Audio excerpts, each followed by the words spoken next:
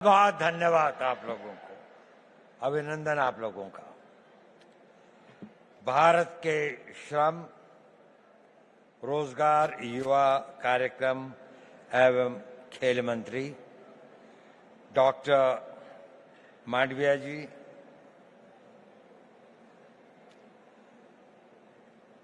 इस विभाग की सचिव श्रीमती पल्लवी गोयल, क्षमा कीजिएगा, और हमारी मिनिस्टर ऑफ स्टेट रक्षा खड़से जी और एडिशनल सेक्रेटरी श्री मिश्रा जी, प्रतिष्ठित यहाँ पर उपस्थित सभी लोगों को, और विशेषकर इस सभागार में उपस्थित 3000 वो युवा जो एक बड़े भारी कंपटीशन के बाद यहाँ पर आए हैं, उन सब का मैं अभिनंदन करता हूँ। मैं आभारी हूँ माननीय मंत्री जी का, जिन्होंने मुझे यहाँ आने का ये अवसर दिया। थोड़ा असमंजस था मुझे, मैंने कहा भी कि मेरा क्षेत्र, मेरा अनुभव यूथ के साथ उम्र का एक बड़ा भारी गैप, आप लोगों में से अधिकतर मेरे से 60 वर्ष से अधिक छोटे हैं। मैं स्वाधीन भारत में नहीं, उस भारत में पैदा हुआ था जब भारत स्वाधीन नहीं हुआ था। तो मैं आपसे क्या बात कर सकता हूं? क्या चीज है जिस विषय पर मैं आप लोगों से बातचीत कर सकूं?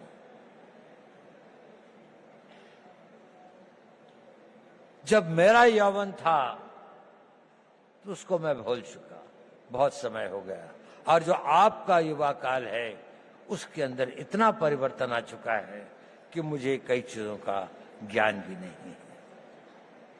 लेकिन एक चीज बड़ी कॉमन है,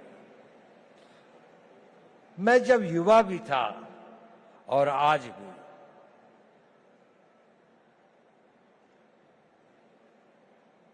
एक चीज का मैंने देखा, वो हमेशा आपके साथ चलती है, आपको पता हो या ना हो, आप कॉन्शियस हो या ना हो, चीज बहुत छोटी है, लेकिन वो आपके जीवन की लोकाई को डिटरमिन करती है, उसकी गति और उसका क्या अंत में वो कहां पहुंचेगी, इसका निर्णय करती है। वो होती है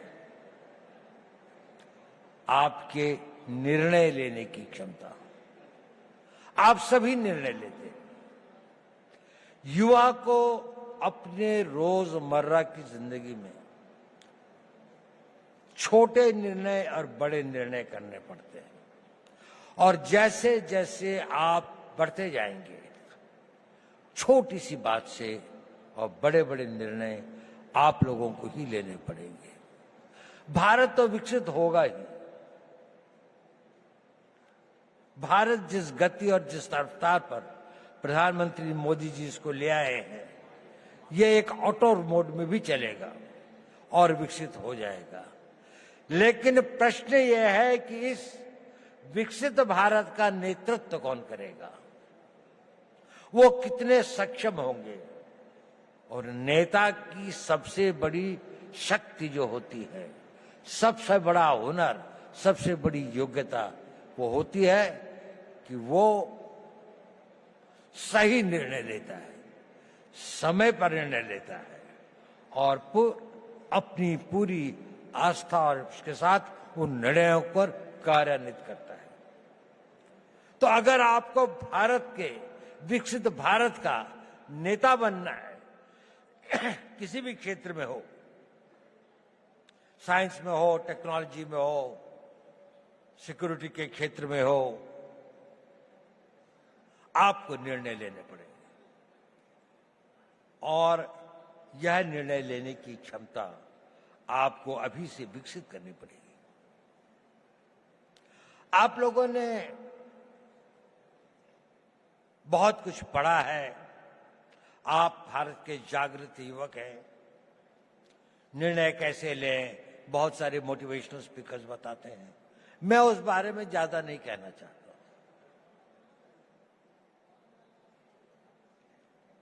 मैं छोटी सी बात कहना चाहता हूं, आप जब निर्णय लें तो आज के लिए नहीं, अपने आने वाले उस भविष्य के लिए निर्णय लें।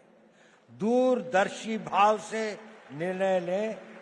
आज का निर्णय तो लगता है कि ठंड बहुत है, रजाई में बैठे रहें, लेकिन अगर आपको कंट्री को रिप्रेजेंट करना है तो आपको लगता है नहीं, मुझे 4 बजे दौड़ने के लिए जाना ही चाहिए, मुझे अपनी फिजिकल फिटनेस रखनी चाहिए। अभी 1 जनवरी को कई लोगों ने बहुत सारे निर्णय लिए होंगे। कल से पक्का सोशल मीडिया नहीं देखूंगा, टाइम खराब नहीं करूंगा, जिम में रोज जाऊंगा, खूब दिल लगा के पढ़ाई करूंगा। कुछ करते हैं, कुछ नहीं करते। सही निर्णय लेना बहुत जरूरी है, बहुत आवश्यक है। अपने निर्णयों को दूरअंदेशी से करें। हर निर्णय को लेने के साथ ये सोचें कि इस निर्णय के बाद मेरा अगला निर्णय क्या होगा, अगला कदम क्या होगा। एक कदम उठाने से पहले अगले 2 कदम की सोचें। जीवन के अंदर में ड्रीम्स से जीवन नहीं बनते, पर ड्रीम्स उनको एक दिशा देते हैं, आवश्यक है। उन ड्रीम्स को डिसीजंस में बदलना पड़ता है और उन डिसीजंस को लाइफ की रियलिटीज में बनना पड़ता है। कुछ लोग जो इसे कर पाते हैं वो सक्सेसफुल हो जाते हैं, उन्हें सफलता प्राप्त होती है। बाकी लोग ड्रीम्स के से और डिसीजन तक के कुछ वाक हो जाते हैं, कुछ डिसीजन से इम्प्लीमेंटेशन तक में भटक जाते हैं, तो गंतव्य तक नहीं पहुंचते। आप सब लोगों में असीम संभावनाएं, आप में यौवन की ऊर्जा है, आप में बड़े बड़े सपने हैं, आप में वो शक्ति है, आप में वो प्रवाह है जो ये कहता है कि मैं समुद्र को पी जाऊंगा, मैं दुनिया को बदल डालूंगा। उस तरह की शक्तियों को लेकर आप आए हैं और आप बहुत भाग्यवान हैं कि आप उस भारत में पैदा हुए, एक स्वतंत्र भारत में। ये स्वतंत्र भारत हमेशा ऐसा नहीं था जितना स्वतंत्र आपको दिखाई देता है। सदियों तक हमारे पूर्वजों ने इसके लिए बहुत कुर्बानियां सही, बहुत अपमान सहे, बहुत असहायता के दौर से गुजरे। कई लोगों को फांसी चढ़नी पड़ी, भगत सिंह को फांसी के फंदे को स्वीकार करना पड़ा, सुभाष बोस को जीवन भर संघर्ष करना पड़ा, महात्मा गांधी को सत्याग्रह करना पड़ा और अनगिनत लोगों को अपनी जानें देनी पड़ी। ये संघर्ष चलता रहा। हमारे गांव जले, हमारी सिविलाइजेशन को समाप्त किया गया, हमारे मंदिरों को लूटा गया और हम एक मूक दर्शक की तरह असहाय होकर इसको देखते रहे। ये इतिहास हमें एक चुनौती देता है कि ये उस भारत का आज हर युवक के अंदर वो आग होनी चाहिए कि मैं, प्रतिशोध शब्द अच्छा तो नहीं है, लेकिन प्रतिशोध भी अपने में एक बड़ी भारी शक्ति होती है। हमें अपने इतिहास का प्रतिशोध लेना है। हमने इस देश को फिर वहां पहुंचाना है जहां पर हम अपने हक, अपने विचार और अपनी आस्थाओं के आधार पर एक महान भारत का निर्माण कर सकें। हमारी एक बड़ी विकसित सभ्यता थी, हमने किसी के मंदिर नहीं तोड़े, हमने कहीं जाकर लूटा नहीं, हमने किसी बाहर के लोगों के ऊपर आक्रमण नहीं किया, जबकि सारी दुनिया बहुत पिछड़ी थी। परंतु क्योंकि हम अपनी सुरक्षा और हम अपने आप को समझ नहीं पाए कि हम को क्या खतरे हैं, हम उनके प्रति उदासीन रहे, तो हमें इतिहास ने एक सबक सिखाया। क्या हमने वह सबक सीखा? क्या उस सबक को हम याद रखेंगे? अगर आने वाली पीढ़ियां उस सबक को भूल जाएंगी तो ये इस देश का सबसे बड़ा ट्रेजेडी होगी। सेंट पीटर्सबर्ग के अंदर में एक बहुत बूढ़ा रवि रहता था, वहां का जो बिशप था वो दोनों बहुत दोस्त थे। तो एक दिन बिशप उसके घर पे आया तो रवि जो था करीब 80-85 साल का था, तो उसकी आंखों में आंसू थे। उसने कहा, रवि क्या बात है, आज तुम उदास लग रहे हो? नहीं, उसने कहा, सोच रहा था। उसने कहा, क्या सोच रहे थे? उसने कहा, मैं ये सोच रहा था कि जूस का क्या होगा। उसने कहा, देखो पिछले 2000 सालों से तुम संघर्ष कर रहे हो, 2000 सालों से यात्राएं सह रहे हो, 2000 सालों से तुम्हारे ऊपर इतनी अधिक वो हुई, प्रोग्राम थे दुनिया में, क्या तुम्हें इस बात का रोना आ रहा है? उसने कहा, नहीं, मुझे इस बात का रोना नहीं आ रहा। मेरे विचार में यह ख्याल आया कि इन हजारों सालों तक संघर्ष की जिस परंपरा से, जिस आग को जिंदा रखा है, कहीं आने वाली पीढ़ियां इसको भूल तो नहीं जाएंगी, और भूल तो नहीं जाएंगे कि हमें अपने आप को फिर से शक्तिशाली बनाना है, अपनी रक्षा करनी है। ये भाव था, ये बड़ा पावरफुल सेंटिमेंट है, और हमें अपने उस सेंटिमेंट से ही प्रेरित होना चाहिए। कई सारी ऐसी बातें होती हैं हमारे ऊपर, कई सारे इस तरह के आघात होते हैं जिससे हमें लगता है अगर हमारे साथ में अन्याय हुआ है, अगर हमारे साथ दुर्व्यवहार हुआ है, हमारे गांव जलाए गए, हमारी मातृशक्ति का अपमानित किया गया, तो इसका हम भी अपने आप को इतना मजबूत करेंगे, हर रूप से, आर्थिक रूप से, रक्षात्मक रूप से, टेक्नोलॉजी के रूप से, हर क्षेत्र में हमें आगे बढ़ना है। तो मैंने ये बताया कि आवश्यक है कि आप जीवन में सही निर्णय लें और निर्णय लेने की शक्ति बढ़ाएं। मैं उस पर ज्यादा नहीं बोलूंगा क्योंकि आप लोग काफी जागरूक हैं। मैं एक दूसरी बात पे कुछ कहना चाहता हूं। प्रश्न इस बात का ये जरूरी है कि आप सही निर्णय लें, लेकिन सही निर्णय लेने के बाद भी वो निर्णय पर आदमी चल नहीं पाता। It is important that you take right decisions, but it is more important that you make your decisions right. आपने अगर निर्णय लिया तो आप उसे सही बनाएंगे, और डिसीजंस राइट बनाने में ही कठिनाई होती है, वहीं पर संघर्ष करना पड़ता है।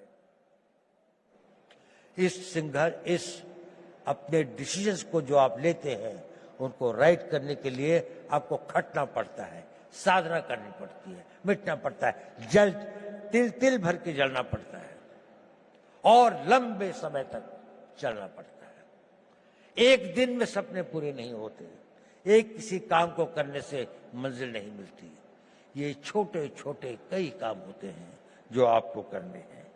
देखिए, मोटिवेशन टेम्पररी होता है, जरूरी है, लेकिन मोटिवेशन कुछ क्षण, कुछ घंटे, कुछ दिन आपके साथ रहता है।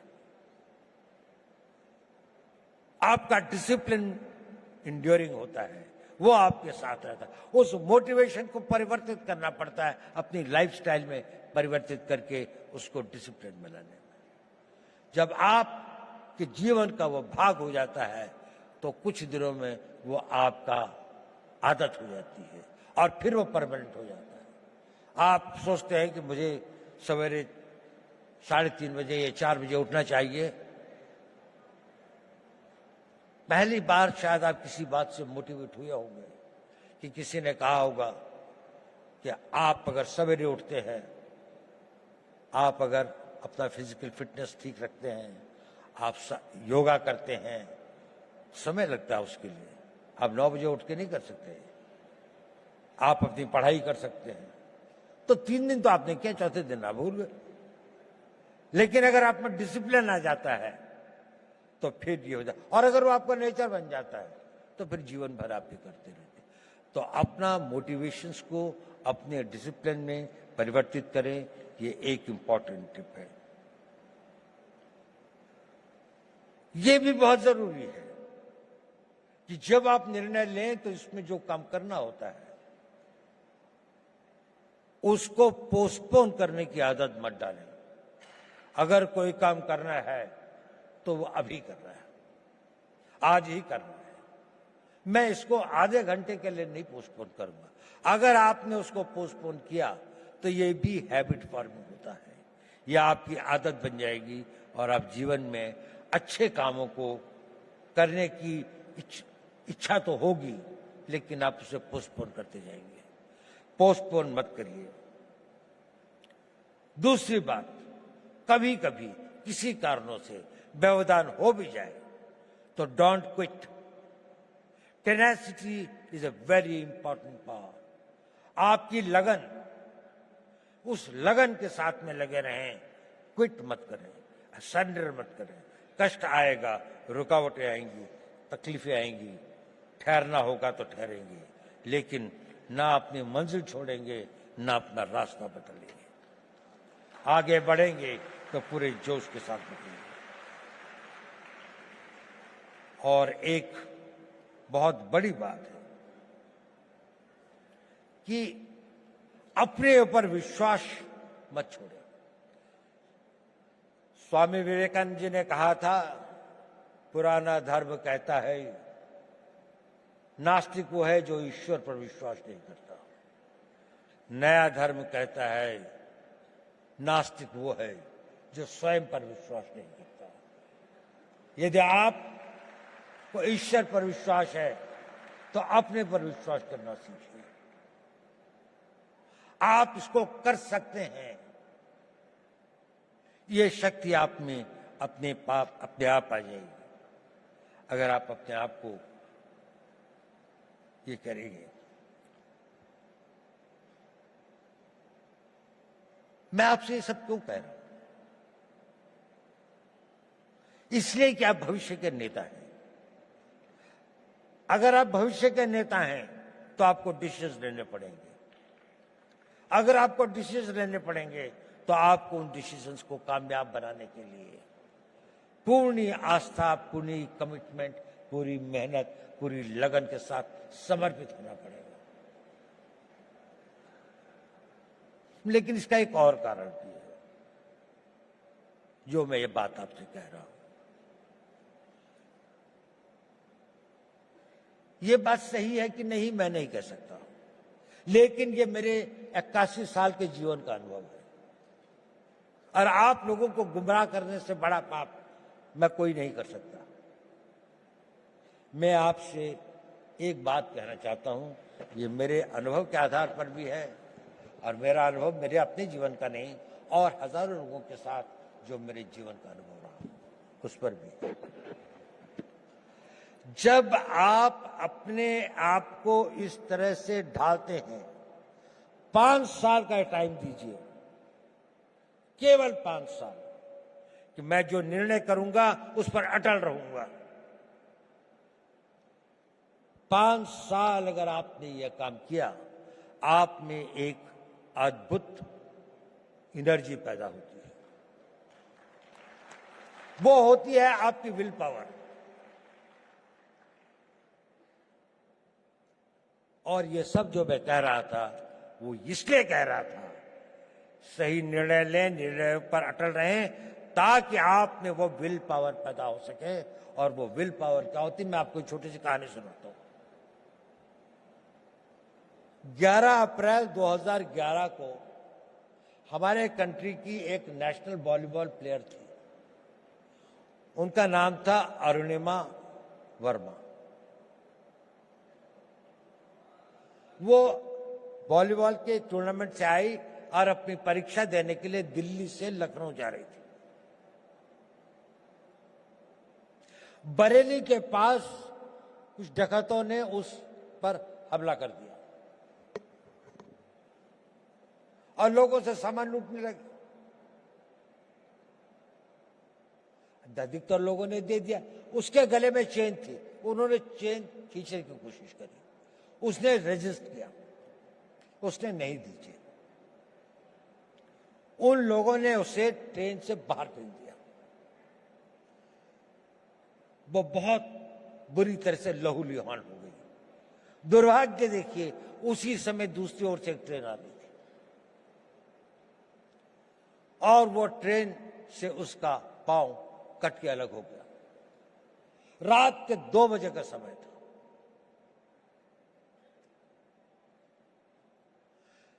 उस पटरी के ऊपर कई बड़े बड़े चूहे थे, वो उसके मांस को खाने लगे। वो वेदना में करहा रही थी, पर कोई नहीं था। उस सुनसाने में, उस वीराने में कोई नहीं था। वो लहूलुहान, उसका बहुत खून बह चुका था। सवेरे लोग वहां पहुंचे तो उसको उठाया, ले गए। नेशनल प्लेयर थी, दिल्ली लाए, all India institute of medical sciences में उसका उपचार हुआ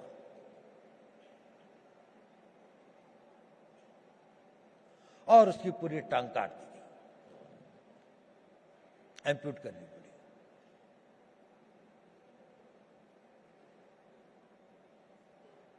वो बिल्कुल एक विकलांग होकर अपने घर में पड़ी थी, लेकिन उसने ये इरादा किया कि नहीं, मैं विकलांग नहीं, मैं माउंट एवरेस्ट पे चढ़ूंगा।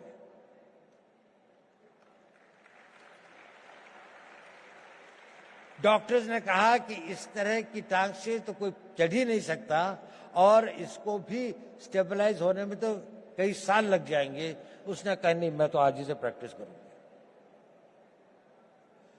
13 मई 2013 को उसने माउंट एवरेस्ट पर चढ़ी। पहली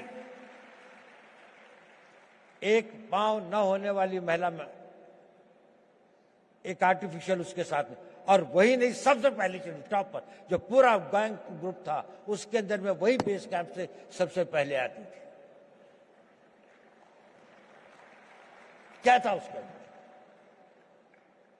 फिजिकल स्ट्रेंथ, अपॉर्चुनिटीज, टैलेंट।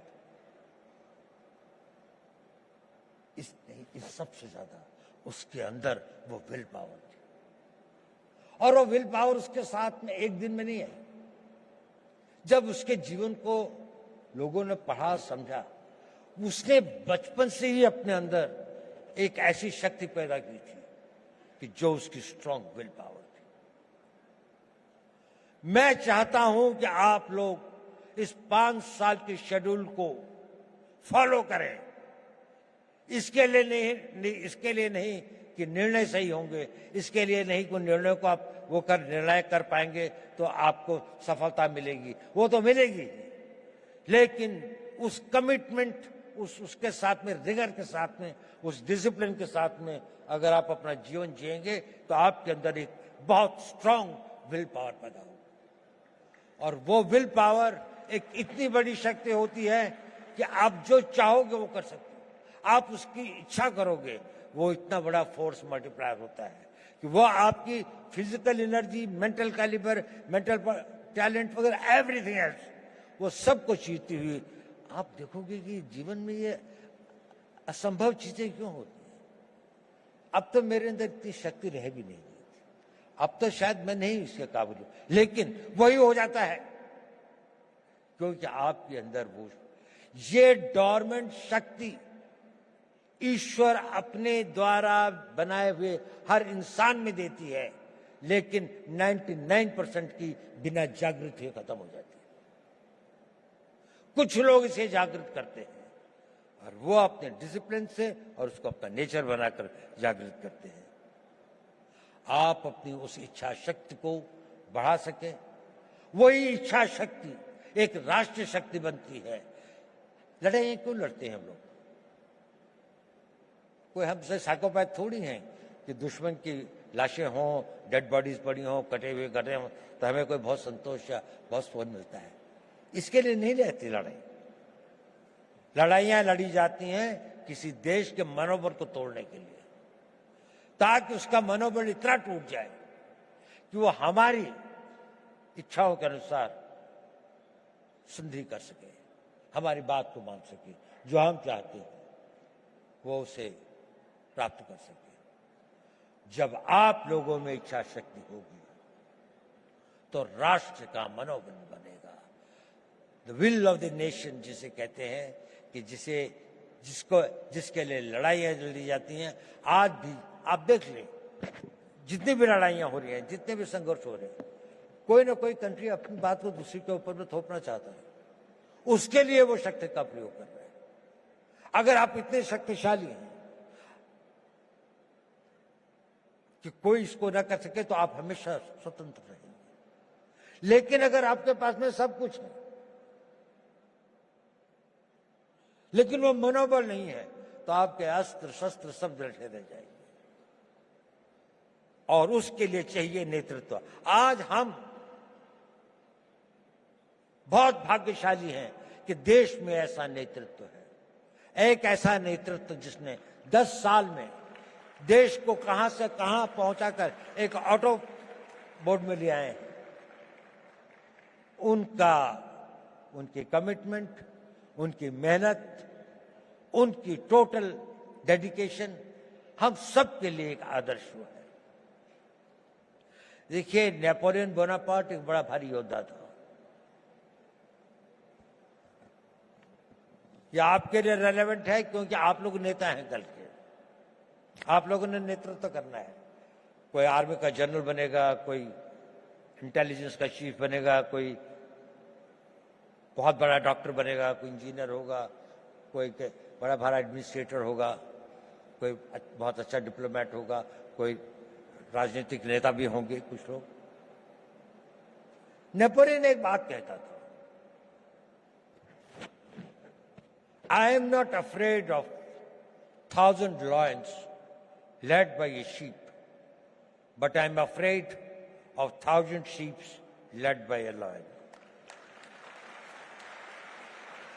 अगर हम 3,000 लॉयन पैदा कर दें, नेपोलियन कहता था मुझे 1,000 शेरों की फौज से डर नहीं लगता, अगर उसका नेतृत्व एक भेड़ का बच्चा कर रहा हो। लेकिन अगर भेड़ों की फौज होगी, पर अगर भेड़ों की फौज का भी नेतृत्व करने वाला एक शेर होगा, तो मुझे उससे बहुत डर लगता है। क्या इस भारत मंडपम में बैठे 3,000 शेर पैदा कर सकते हैं? 3,000 वो लोग कर सकते हैं। अगर आप नेतृत्व करेंगे तो देश पीछे चलेगा। जहां आप ले जाएंगे देश वही जाएगा। आज देश कहां जा रहा है? इसकी कल्पना, जिसने इसकी कल्पना करी, मोदी जी ने इसकी कल्पना करी। एक संघर्ष क्या, एक टीम, जो भी इतना सारा, इतनी मेहनत, इतनी लगन, इतनी कमिटमेंट, इतनी इमेजिनेशन के साथ में इतना डिसिप्लिन है कि वो भी एक तरह से ऑटो मोड पर डिविनिटी के साथ चलते हैं। कहां से विचार आते हैं, नए नए विचार, किसी भी क्षेत्र में हो। हम लोगों का तो थोड़ा स्पेशलाइज फील्ड है, उसमें भी मैं देखता हूं हमेशा उनको कोई एक नया विचार, एक नया वो आता है उस विल पावर से, उस टोटल कमिटमेंट से, उस पूरी की पूरे समर्पण से। आप बहुत भाग्यवान हैं। आप एक उस भारत के तो देखेंगे जिसकी हम कल्पना कर सकते हैं। जब आप अपने यौवन में, जब आप अपने उसके आगे अपनी मेहनत और लगन से आगे पहुंचेंगे, तो उसके बाद आप देखेंगे एक बहुत बड़े भारत की आप होंगे। लेकिन ये पहली बार नहीं होगा कि भारत के इतिहास में ऐसा हुआ। जब जापान का उदय हुआ तो वेस्ट के अंदर में एक बड़ी बहस चली कि क्या एशियन कंट्री कोई जो है वो वेस्टर्न कंट्री से आगे निकल सकता है। तो मैलिस एंडरसन करके एक हिस्ट्री के कैम्ब्रिज यूनिवर्सिटी के अंदर में एक हेड ऑफ द डिपार्टमेंट थे, उनसे कहा गया कि एक स्टडी की जाए कि ये इकोनॉमी जो है इसका क्या इतिहास रहा है। तो मैलिस ने किताब लिखी जिसका नाम है वर्ल्ड हिस्ट्री ऑफ इकोनॉमी, और उसने वो फर्स्ट सेंचुरी से लेके 19th सेंचुरी तक लिखी। और उसमें उसने कहा कि इसमें से 1700 साल तक अधिकतर इंडिया की, नहीं तो कभी कभी चाइना की इकोनॉमी ही वर्ल्ड की सबसे बड़ी इकोनॉमीज थी। और बड़ी ही नहीं थी कि टुगेदर इन दोनों के बीच में लगभग 55 to 60% इकोनॉमिक पावर थी, बाकी सारी दुनिया में 40%। भारत ने बहुत बड़ी बड़ी सक्सेसेस देखी हैं। हमें 150-200 साल लगते हैं। ऐसे कई बड़े कालखंड आए हैं जिसमें वो अपनी पराकाष्ठा पर था, साइंस की, टेक्नोलॉजी की, आर्थिक विकास की, लेकिन हम वहां से गिर भी सकते हैं। There is nothing permanent in life. आपको अपने हर दिन की उसकी रक्षा प्रतिदिन करनी पड़ती है। ये एक परपिचुअल स्ट्रगल होता है। नेशनहुड और राष्ट्र को मजबूत रखना ये एक निरंतर संघर्ष है, जैसे कि आपका भी संघर्ष निरंतर है। ये कभी समाप्त नहीं होता। आखिरी सांस तक आपका जीवन तब तक सार्थक है जब तक आप सोचते हैं कि मेरे लिए करने के लिए कल भी कुछ है। अगर आपके पास कल कुछ नहीं है तो आपका जीना बेकार है। आप सोचते हैं और जो कल मैंने करना है वो डिसिप्लिन आपके अंदर वो इच्छा शक्ति पैदा कर देगी। उसके लिए शक्ति भी आएगी, समय भी होगा, संयोग भी होगा और आप उसे कर भी पाएंगे और आप कामयाब हों। मेरी यही शुभकामनाएं आप लोगों को मेरा बहुत बहुत हो। आप भारत के भविष्य हो, के कर्णधार हो। आप लोग फले फूले मेरे